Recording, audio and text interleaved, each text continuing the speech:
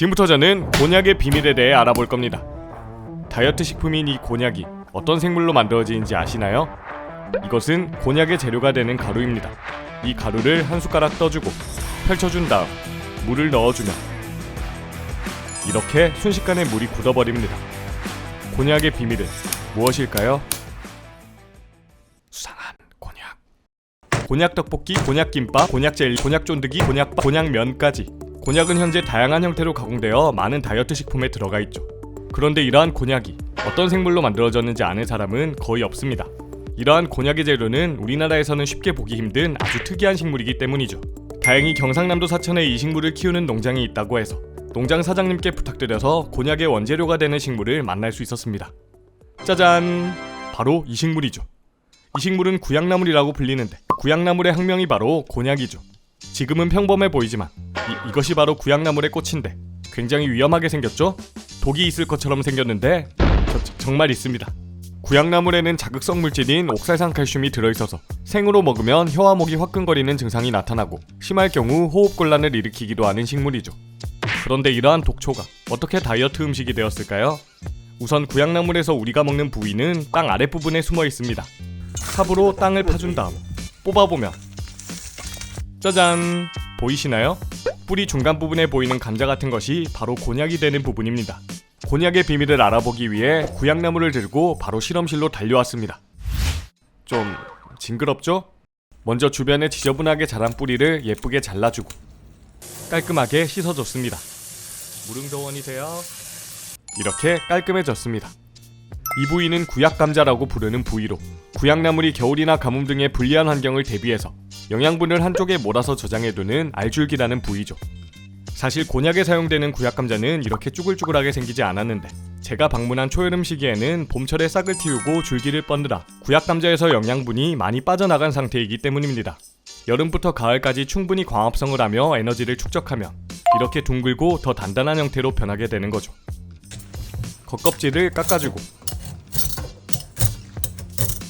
잘라서 단면을 살펴보면 이렇게 감자처럼 영양분이 빽빽하게 차있는 부위인 것을 볼 수 있죠. 이러한 구약감자가 다이어트 식품의 재료가 된 이유는 구약나물이 영양분을 구약감자 부위에 저장할 때 글루코만난이라는 독특한 성분으로 저장하기 때문입니다. 시중에 곤약가루라고 판매되는 것은 대부분 구약감자에서 글루코만난 성분만을 분리한 것이죠. 이 글루코만난은 사람의 소화효소로는 분해가 되지 않아서 섭취해도 칼로리가 거의 없습니다. 거기다 글루코만난은 특이한 특성이 하나 더 있는데 이 글루코만난 분말을 한 숟가락 준비해주고 물을 살짝 떨어뜨려보면 이렇게 물이 순식간에 젤리처럼 변하는 것을 볼 수 있죠. 같은 양의 감자 전분과 비교해보면 글루코만난은 물을 흡수하는 능력이 엄청나게 뛰어나다는 것을 알 수 있습니다. 이처럼 글루코만난은 물을 흡수하며 팽창하는 특성이 있기 때문에 섭취했을 때 소화관 내부에서 부풀어서 포만감이 더 크게 느껴지게 됩니다. 이러한 글루코만난의 특성이 곤약을 최고의 다이어트 식품으로 만든 것이죠.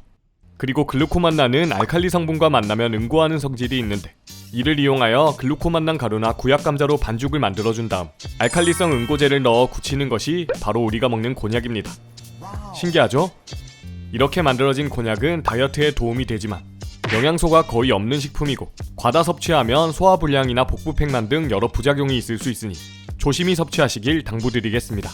마지막으로 곤약을 직접 만들어보면 먼저 글루코만난 가루를 물과 잘 섞어줘야 하는데 물과 만났을 때 너무 잘 뭉쳐져서 아예 믹서기로 갈아줬습니다. 다음으로 냄비에 넣고 살짝 끓여줍니다. 그리고 수산화칼슘을 물에 녹여 넣어준 다음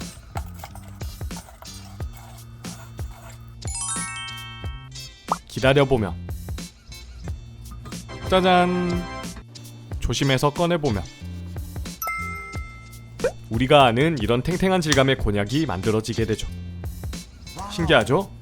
그나저나 가장 신기한 건 소화가 되지 않는 독초의 뿌리 성분으로 이렇게 음식을 만들어서 섭취하는 인간이라는 동물인 것 같습니다. 우리가 이렇게 생태계의 최상위 포식자가 된 것은 이러한 과학적 원리를 이용하며 살아남았기 때문이 아닐까요? 앞으로도 일상에 숨어있는 많은 과학들을 보여드리겠습니다. 이번 영상은 여기까지입니다. 교과서와 관련된 생물학 영상들을 보고 싶으시다면 수상한 멤버십에 가입해주세요. 후원해주신 금액은 대형 실험 콘텐츠 제작 비용으로 사용됩니다.